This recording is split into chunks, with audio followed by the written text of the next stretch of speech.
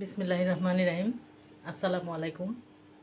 সরকারি বাংলা কলেজের রসায়ন বিভাগের 2018-19 শিক্ষাবর্ষের অনার্স দ্বিতীয় বর্ষের সুপ্রিয় শিক্ষার্থীবৃন্দ, আশা করি তোমরা সবাই ভালো আছো, সুস্থ আছো। তোমরা জানো যে আমি তোমাদের chemistry of the representative elements এই কোর্সটি পড়াচ্ছি এবং এই কোর্সের আজকে আমাদের যে অষ্টম অধ্যায়ের ছুটির আগে আমি 2টি ক্লাস নিয়েছিলাম এবং আজকে দ্য হ্যালোজেন্স অর্থাৎ অষ্টম অধ্যায়ের তৃতীয় লেকচার। তো প্রথম ক্লাসে আমরা হ্যালোজেন কাকে বলে, হ্যালোজেনের উৎস কী, হ্যালোজেনের ইলেকট্রন বিন্যাস, পর্যায় সারণীতে অবস্থান, এগুলো নিয়ে এবং বিভিন্ন ধরনের ভৌত ধর্ম নিয়ে আমরা আলোচনা করেছিলাম। দ্বিতীয় ক্লাসে আমরা হ্যালোজেনের যে এক্সট্রাকশন নিয়ে আমরা আলোচনা করেছিলাম। আজকের ক্লাসে আমরা হ্যালোজেনের যে তোমার পিরিয়ডিক প্রপার্টিস অর্থাৎ পর্যায়ভিত্তিক যে ধর্ম, সেই পর্যায়ভিত্তিক ধর্মগুলো কেমন হয় সেগুলো নিয়ে আমরা আজকের ক্লাসে আমাদের আলোচনা করব। তো আসো আমরা আমাদের আলোচনা শুরু করি। তো আমাদের আজকের যে টপিক সেটি হচ্ছে পিরিয়ডিক প্রপার্টিজ অফ হ্যালোজেন।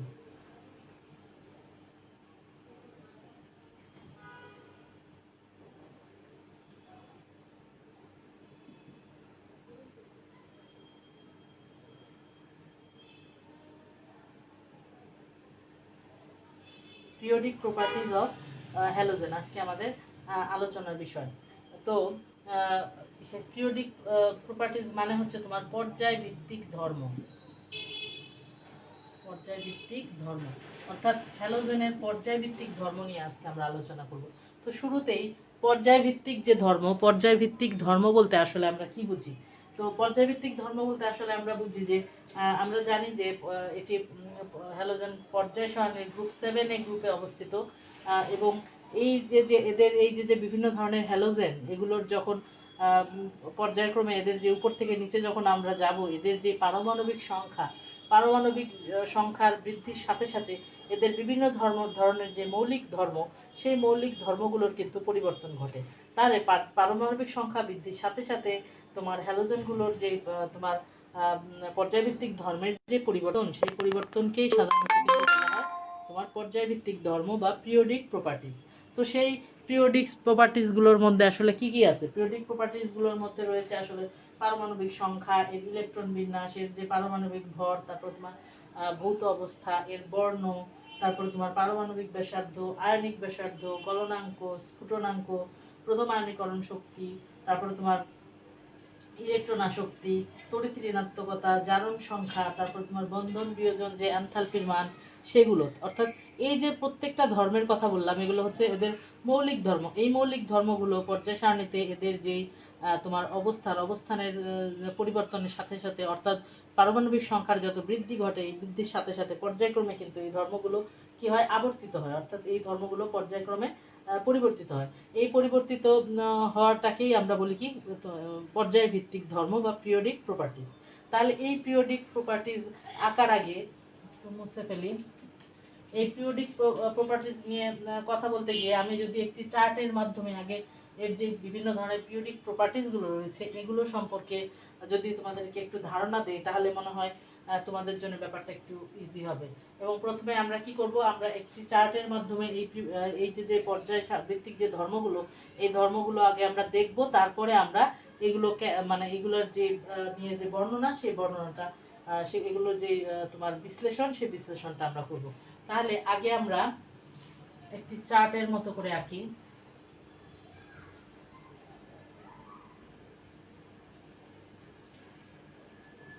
এখানে ফ্লোরিন, ব্রোমিন এবং আয়োডিন। আচ্ছা, ফ্লোরিন, ক্লোরিন, ব্রোমিন এবং আয়োডিন। এখানে লিখব পর্যায় ভিত্তিক ধর্ম।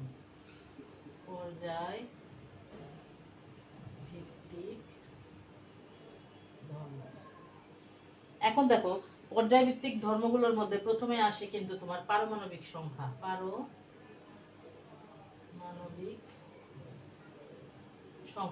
তো পারমাণবিক সংখ্যা নিয়ে আমরা প্রথম ক্লাসে আলোচনা করেছিলাম। আমরা জানি যে ফ্লোরিনের পারমাণবিক সংখ্যা 9, ক্লোরিনের 17, ব্রোমিনের 35 এবং আয়োডিনের 53 পারমাণবিক সংখ্যা। এবং 2 নাম্বার কি, আমরা যদি বহিস্থ স্তরের ইলেকট্রন বিন্যাসের দিকে লক্ষ্য করি, বহিস্থ স্তরের ইলেকট্রন বিন্যাস, বহিস্থ স্তরের যে ইলেকট্রন বিন্যাস, সেই ইলেকট্রন বিন্যাসের দিকে যদি লক্ষ্য করি, তাহলে ফ্লোরিনের ক্ষেত্রে দেখি আমরা 2s2 2p5, ক্লোরিনের ক্ষেত্রে 3s2 3p5, ব্রোমিনের ক্ষেত্রে 4s2 4p5 এবং আয়োডিনের ক্ষেত্রে 5s2 5p5। এইগুলো তাহলে আমরা দেখতে পাচ্ছি কি এদের সর্ববহিস্থ স্তরে একটি করে ইলেকট্রনের যে ঘাটতি রয়েছে, অর্থাৎ এরা কি করতে পারে, ইলেকট্রন অষ্টক পূরণের জন্য একটি করে ইলেকট্রন খুব সহজেই এরা গ্রহণ করতে পারে, যার কারণে কি এরা খুব বেশি রিঅ্যাক্টিভ, অর্থাৎ কি এরা ওই একটি অষ্টক পূরণের জন্য একটি ইলেকট্রন গ্রহণ করার জন্য এরা খুব বেশি রিঅ্যাক্টিভিটি বা সক্রিয়তা দেখায়। তো এখন আসো এদের যে পারমাণবিক ভর, 3 নাম্বার পয়েন্ট, পারমাণবিক ভর।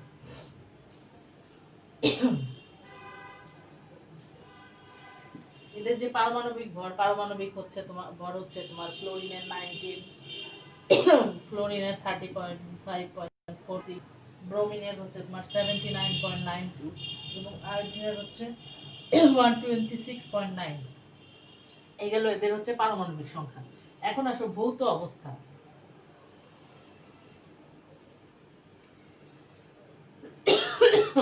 ভৌত অবস্থার মধ্যে আমরা জানি যে ফ্লোরিন এবং ক্লোরিন, গতদিন আমরা যে তোমার ভৌত অবস্থা নিয়ে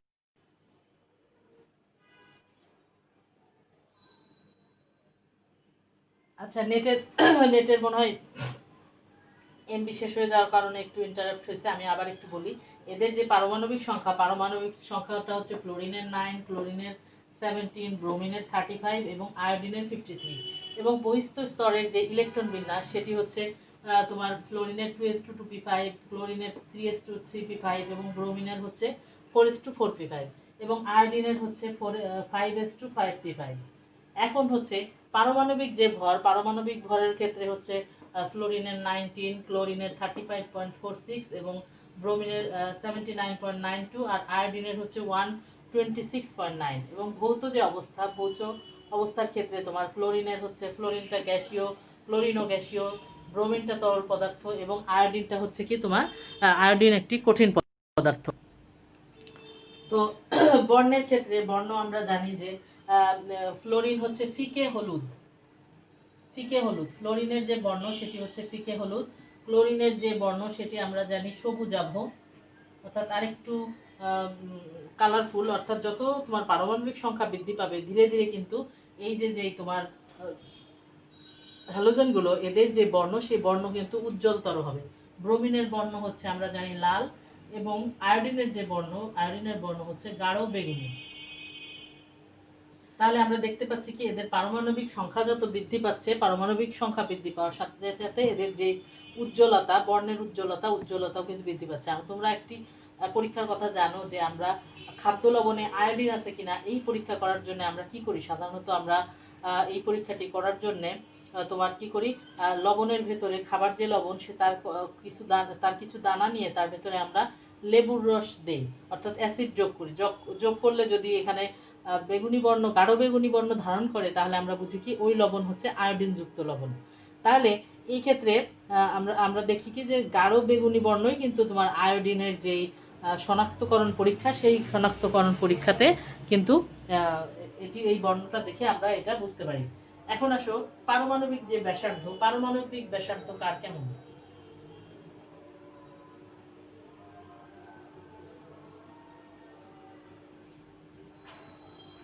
পারমাণবিক যে ব্যাসার্ধ হচ্ছে তোমার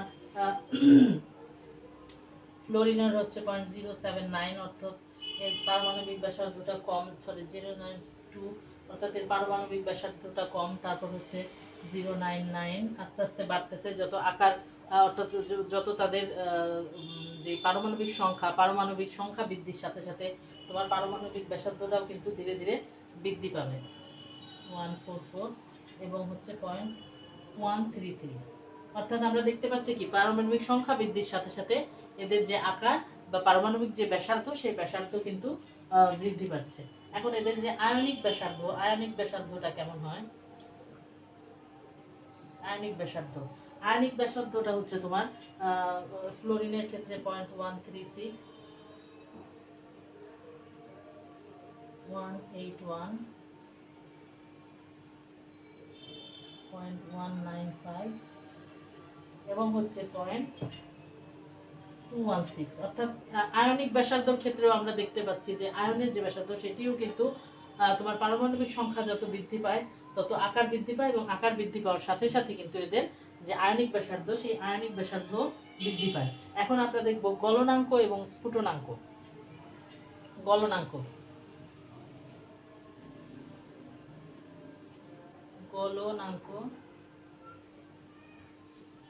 আমরা পরিমাপ করি ডিগ্রি সেলসিয়াসে।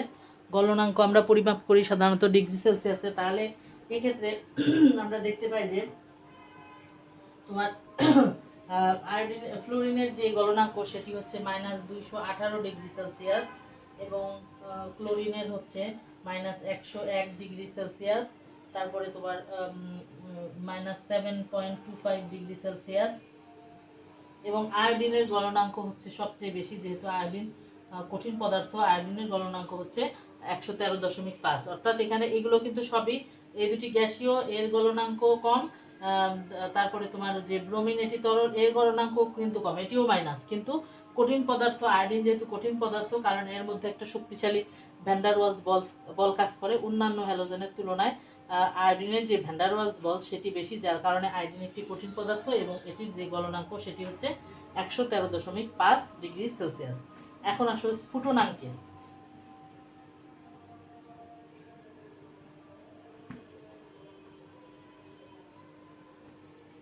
স্ফুটনাঙ্ক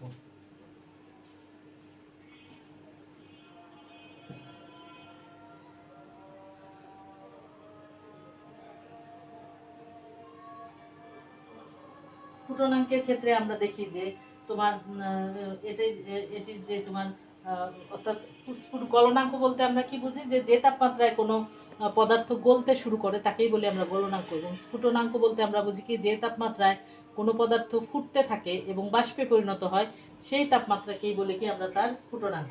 তো স্ফুটনাঙ্কের ক্ষেত্রে আমরা এখানে দেখি যে এটি হচ্ছে ক্লোরিনের হচ্ছে তোমার 187 ডিগ্রি সেলসিয়াস, ক্লোরিনের হচ্ছে তোমার -35 ডিগ্রি সেলসিয়াস, ব্রোমিনের 59 ডিগ্রি সেলসিয়াস, এবং আয়োডিনের 185.2 ডিগ্রি সেলসিয়াস।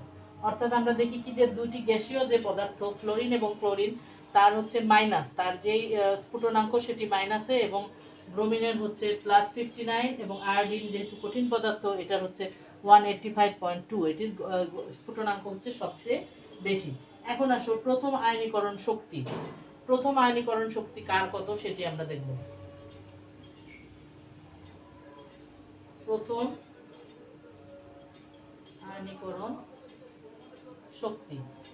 আয়নীকরণ শক্তি কার কত সেটি আমরা দেখব।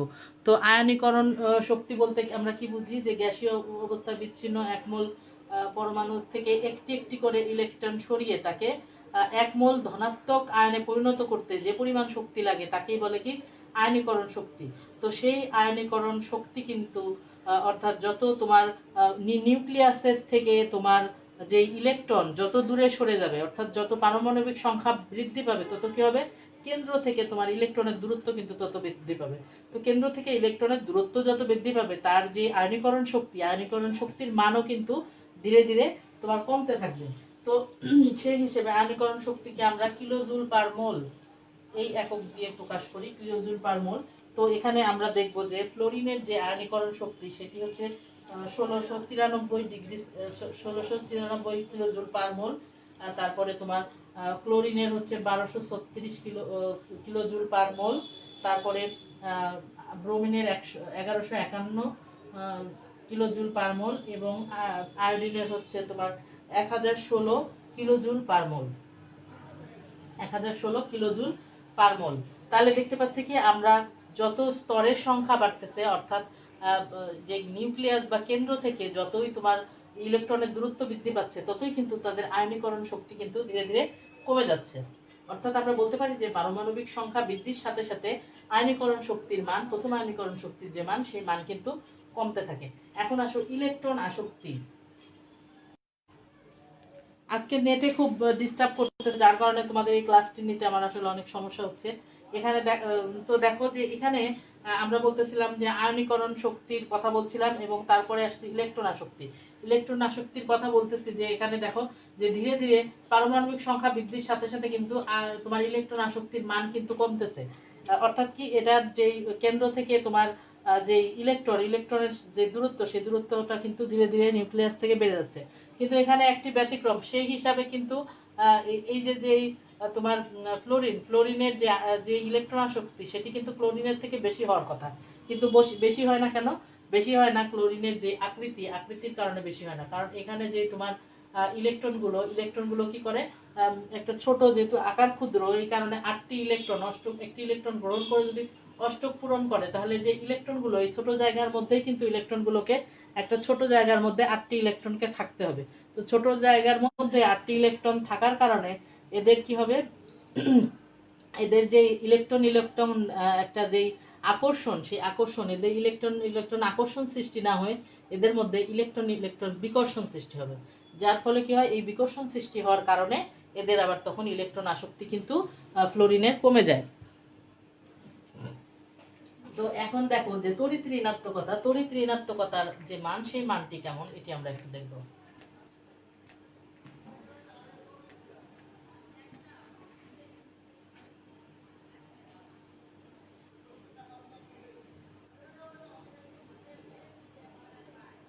তড়িৎ ঋণাত্মকতা,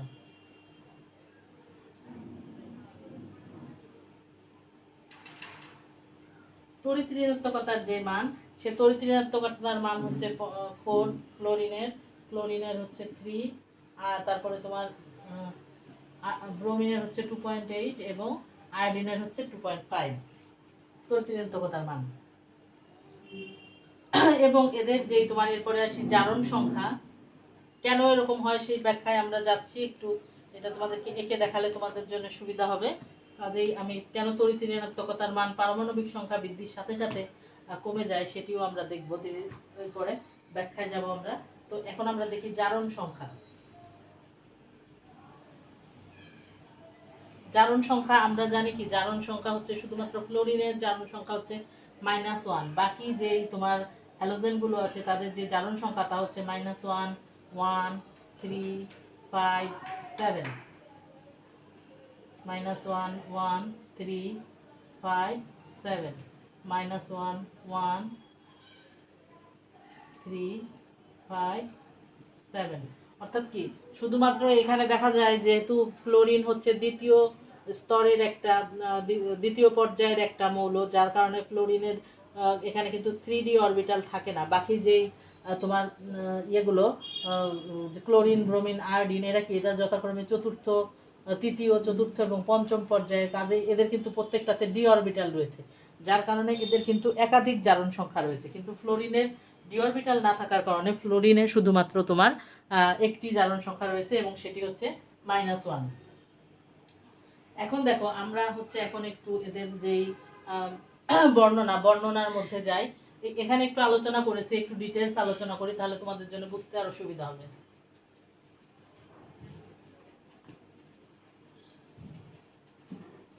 এখন দেখো আমরা বলেছি কি যে হ্যালোজেনের যে প্রকৃতি হচ্ছে তোমার কি, প্রকৃতি হচ্ছে অধাতুক। আমরা জানি কি হ্যালোজেন হচ্ছে অধাতুক প্রকৃতির, এবং এটি হচ্ছে দ্বিপরমাণু, এটি হচ্ছে তোমার দ্বিপরমাণু। এখন হ্যালোজেনকে যেহেতু আমরা X দিয়ে প্রকাশ করি, এখন এটুকে বলছি আবার দ্বিপরমাণু, তাহলে এটাকে X2 এইভাবে কিন্তু আমরা প্রকাশ করি। এখন হ্যালোজেনের যে তোমার ভৌত অবস্থা, 2 নাম্বার আলোচনা করেছিলাম আমরা ভৌত অবস্থা নিয়ে। ভৌত অবস্থা নিয়ে আমরা আলোচনা করেছিলাম। তো ভৌত অবস্থা নিয়ে যদি আমরা আলোচনা করতে যাই, তাহলে এর যে তোমার ভৌত অবস্থা, সেই ভৌত অবস্থা নিয়ে যদি আলোচনা করতে যাই, তাহলে দেখি যে তোমার সাধারণ যে তাপমাত্রা, কক্ষ তাপমাত্রায় ক্লোরিন এরা হচ্ছে গ্যাসীয়, ব্রোমিন তরল, আয়োডিন হচ্ছে তোমার কঠিন পদার্থ। এবং আয়োডিনে কি আছে, সর্বোচ্চ পরিমাণ ভ্যান্ডার ওয়ালস বল এখানে কাজ করে, যার কারণে হচ্ছে আয়োডিনটা কি, আয়োডিন হচ্ছে কঠিন অবস্থায় থাকে। এখন আছে এদের যে বর্ণের কথা বলেছিলাম, এদের যে বর্ণর মধ্যে তোমার বলেছি পারমাণবিক সংখ্যা যত বৃদ্ধি পায় ততই কিন্তু এদের যে বর্ণটার উজ্জ্বলতর হয়। তো সেক্ষেত্রে এখানে প্রথমেই যে তোমার আমরা ফ্লোরিনের কথা বলেছি, ফ্লোরিন হচ্ছে তোমার হলুদ বর্ণের, ক্লোরিন হচ্ছে সবুজা, ব্রোমিন সেটি হচ্ছে লাল বর্ণের, এবং আয়োডিন কি, আয়োডিন হচ্ছে গাঢ় সবুজ বর্ণের। অর্থাৎ যতই হচ্ছে এদের পারমাণবিক সংখ্যা বৃদ্ধি পায়, পারমাণবিক সংখ্যা বৃদ্ধি পাওয়ার সাথে সাথে কিন্তু এদের যেই তোমার বর্ণটা হচ্ছে উজ্জ্বলতর হতে থাকে। এখন দেখো গলনাঙ্ক এবং স্ফুটনাঙ্ক। তো আমরা কি বলেছি যে তোমার ইলেকট্রন সংখ্যা যে এদের যে বৃদ্ধি পায়, 4 নাম্বার হচ্ছে গলনাঙ্ক স্ফুটনাঙ্ক।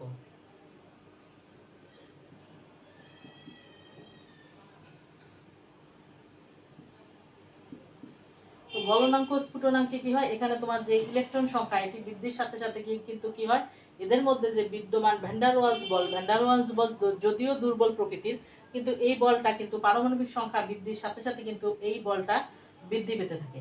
তো যার কারণে কি হয়, পারমাণবিক সংখ্যা বৃদ্ধির সাথে সাথে এই যে হ্যালোজেনগুলোর যে গলনাঙ্ক এবং স্ফুটনাঙ্ক, এটি আমরা দেখে আসছি চার্ট থেকে, যে এগুলো কি হয়, গলনাঙ্ক এবং স্ফুটনাঙ্ক পারমাণবিক সংখ্যা বৃদ্ধির সাথে সাথে উভয়ে কিন্তু ধীরে ধীরে বৃদ্ধি পায়। এবং আয়োডিনের ক্ষেত্রে গিয়ে সেটা ফ্লোরিনের সবচেয়ে কম, এবং আয়োডিনের ক্ষেত্রে এটা কি হয়, গলনাঙ্ক এবং স্ফুটনাঙ্ক কি হয়, সর্বোচ্চ হয়। এখন আসো পারমাণবিক এবং আয়নিক যে ব্যাসার্ধ, আমরা বলেছি যে পারমাণবিক এবং আয়নিক ব্যাসার্ধের ক্ষেত্রে এই দুটোই পারমাণবিক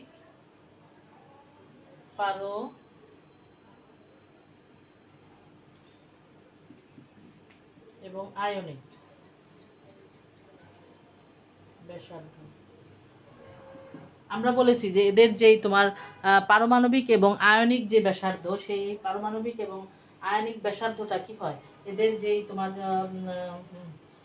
তোমার পারমাণবিক সংখ্যা বৃদ্ধির সাথে সাথে কিন্তু প্রত্যেকটাই বৃদ্ধি পায়।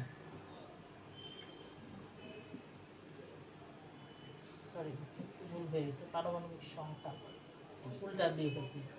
Chlorine is greater than chlorine is greater than bromine is greater than iodine।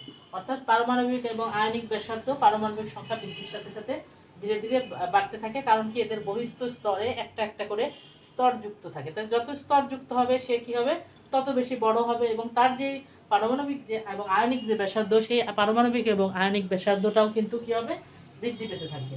এখন দেখো আয়নীকরণ যে শক্তি, আয়নীকরণ শক্তিটা কি হয়, আয়নীকরণ শক্তির ক্ষেত্রে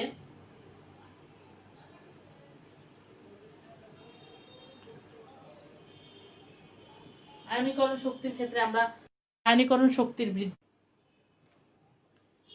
ব্রোমিনের যে আয়নীকরণ শক্তি সেটি কিন্তু ক্লোরিনের থেকে কম। আজকে নেটে খুব বেশি পরিমাণে ডিস্টার্ব করতেছে, কাজে তোমাদের এই যে ক্লাসটা এটা নিতে গিয়ে আমার আসলে অনেক কষ্ট হচ্ছে, একটু পর পর নেট চেক করতে হচ্ছে, মানে এটা খুব বেশি আপস অ্যান্ড ডাউনস করতেছে, যার কারণে ক্লাসটা আসলে তোমাদের ওইভাবে আমার ক্লাসের মধ্যে অনেক বেশি ইন্টারাপ্ট হচ্ছে।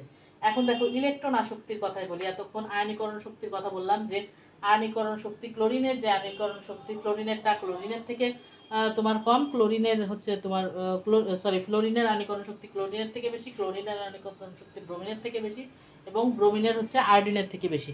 এই বেশি হওয়ার কারণটা হচ্ছে যে তোমার কেন্দ্র থেকে হচ্ছে যত তোমার পারমাণবিক সংখ্যা বৃদ্ধি পাবে, তাহলে কি এদের যে স্তরের সংখ্যাও কিন্তু ধীরে ধীরে বৃদ্ধি পাচ্ছে। তাহলে স্তরের সংখ্যা বৃদ্ধি পেলে নিউক্লিয়াস থেকে ইলেকট্রনের দূরত্ব কিন্তু ধীরে ধীরে বৃদ্ধি পায়। এই বৃদ্ধি পাওয়ার কারণে কি হয়, এদের যে আয়নীকরণ শক্তির মান, সেই আয়নীকরণ শক্তির মানটা কিন্তু তোমার কম হয়। এখন আসো ইলেকট্রন আসক্তি।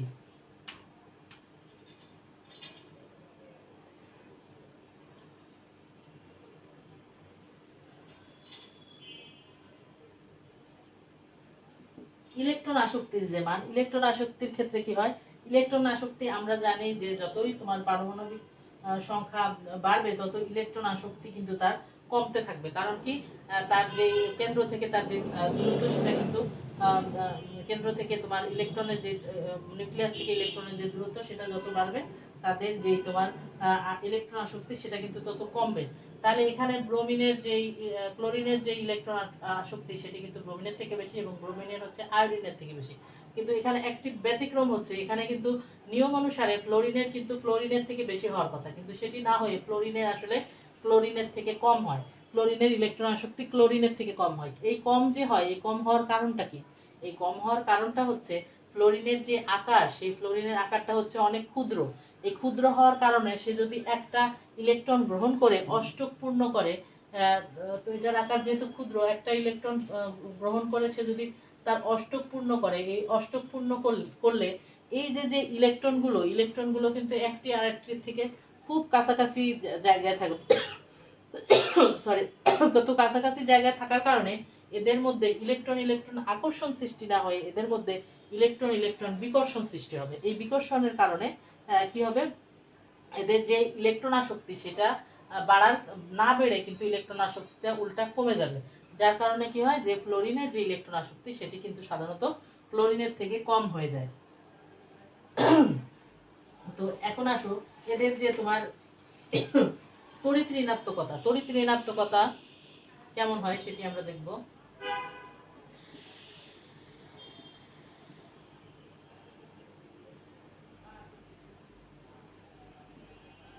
এখন এদের যে তড়িৎ ঋণাত্মকতা সাধারণত তোমার chlorine is greater than chlorine, chlorine is greater than bromine, bromine is greater than iodine। এখন এটা হওয়ার কারণ কি? আমরা তড়িৎ ঋণাত্মকতা বলতে বুঝি যে তোমার সমযোজী বন্ধন যুক্ত কোনো পরমাণু কর্তৃক শেয়ারকৃত যে ইলেকট্রন যুগল, সেই শেয়ারকৃত ইলেকট্রন যুগলকে নিজের দিকে আকর্ষণ করার বা নিজের দিকে টেনে নেওয়ার যে ক্ষমতা, সেই ক্ষমতাটি হচ্ছে তোমার তড়িৎ ঋণাত্মকতা। এটি আমরা জানি। এখন এখানে তড়িৎ ঋণাত্মকতা আমরা দেখি যে ফ্লোরিনের হচ্ছে ক্লোরিনের থেকে বেশি, ক্লোরিনের ব্রোমিনের থেকে বেশি, ব্রোমিনের হচ্ছে তোমার আয়োডিনের থেকে বেশি। এখন এই যে বেশি হয়, এই বেশি হওয়ার কারণটা হচ্ছে কি, তোমার যত তোমার একটা করে স্তর যুক্ত হয় তত কি এদের যে তোমার উপর থেকে নিচে, যত নিচের দিকে যখন কি হয়, ক্রমশ যখন যায় এগুলো, মানে ফ্লোরিন থেকে ক্লোরিন নিচে, তো নিচে যাওয়ার কারণে এর কি হয়, এর যে আকারটা কিন্তু তোমার ক্রমশ বেড়ে যায়। তো এর ফলে কি হয়, দূরে অবস্থিত যে যোজনী স্তরের ইলেকট্রন সেটির প্রতি নিউক্লিয়াসের যে আকর্ষণ প্রবণতা বা শক্তি, সেই আকর্ষণ প্রবণতা বা শক্তি কিন্তু কি হয়, কমে যায়। এই কারণে কিন্তু পারমাণবিক সংখ্যা বৃদ্ধির সাথে সাথে মৌলের যে তড়িৎ ঋণাত্মকতা, সেই তড়িৎ ঋণাত্মকতাও কমে। যেহেতু আকার বড় হয়ে যায়, ধীরে ধীরে আকার বড় হয়ে যাওয়ার কারণে যে যত ছোট তার তড়িৎ ঋণাত্মকতা তত বেশি। আর বড় হয়ে যাবে যখন তার যার আকার, তখন কি হবে, তার যে তড়িৎ ঋণাত্মকতা, সেই তড়িৎ ঋণাত্মকতা কিন্তু কি হবে, কমে যাবে। তো এখন দেখো, আমরা এখন হচ্ছে এখানে হচ্ছে কি এদের যে জারণ অবস্থা নিয়ে একটু কথা বলি। জারণ অবস্থা আমরা জানি কি,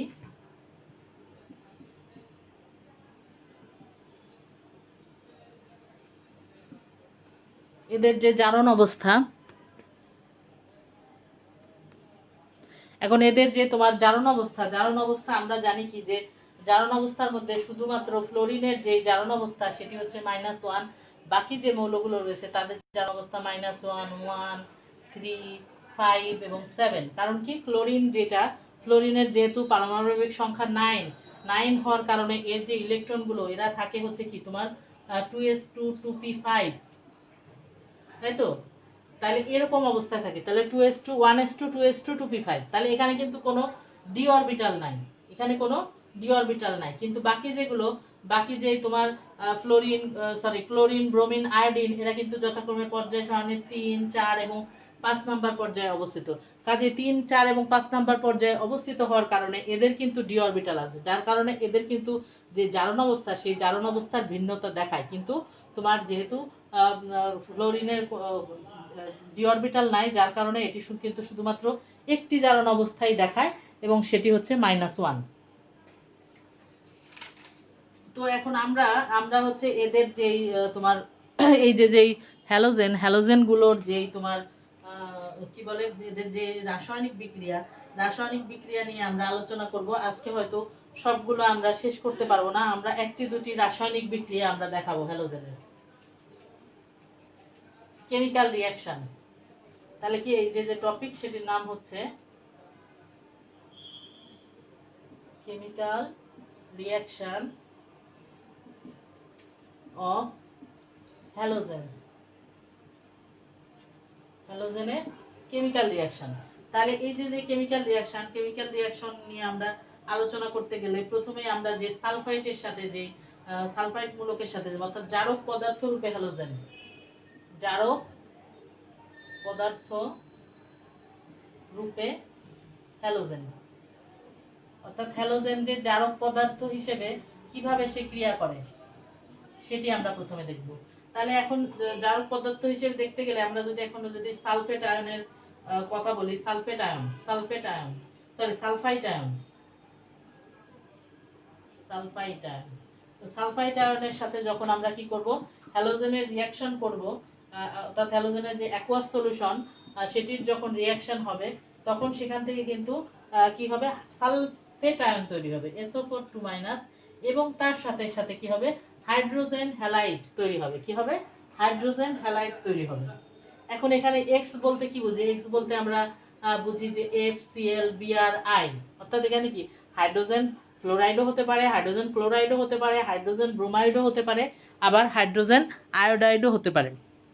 তো এখন দেখো, যদি আমরা এখানে H2S গ্যাসের সাথে যদি বিক্রিয়া করাই, আমরা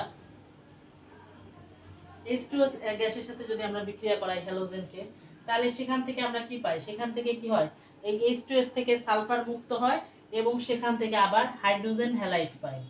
সেখান থেকে কি পাই? H2S এর সাথে যখন হ্যালোজেন বিক্রিয়া করে তখন জারক হিসেবে সে কি করে, এখানে সে সালফারকে মুক্ত করে হাইড্রোজেন সালফাইড থেকে, এবং এখানে কি হয়, হাইড্রোজেন হ্যালাইড এখানে সে তৈরি করে।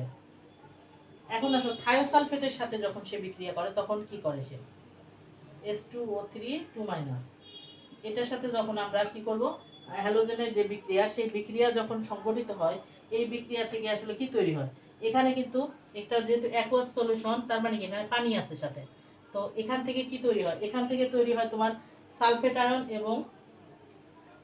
আয়ন, তারপরে সালফার, এবং একই সাথে হাইড্রোজেন হ্যালাইড তৈরি হয়। কিন্তু এখানে তোমার কি তৈরি হয়, যখন এখানে থায়োসালফেটের সাথে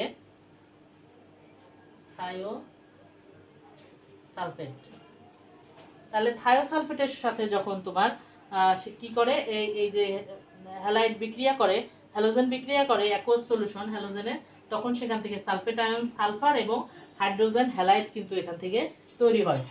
তো এই গেল হচ্ছে মোটামুটি তোমার জারক পদার্থ হিসেবে তোমার হ্যালোজেনের যে বিক্রিয়া, সেই বিক্রিয়াগুলো। আগামী ক্লাসে আমরা আরো কিছু বিক্রিয়া দেখব, হ্যালোজেনের আরো অনেকগুলো রিঅ্যাকশন আছে, সেই রিঅ্যাকশনগুলো আমরা আগামী ক্লাসে দেখব। তো এই সাথে আমরা হ্যালোজেনের রিঅ্যাকশন দেখার সাথে সাথে আমরা যে হ্যালোজেন অ্যাসিড সমূহ সেগুলোর যে প্রস্তুতি, তারপর তোমার এর যে দ্রাব্যতা এবং এদের যে অ্যাসিড শক্তি, সেগুলো নিয়ে আমরা আমাদের আগামী যে ক্লাস আছে, আগামী ক্লাসে আমরা এটি নিয়ে আলোচনা করব।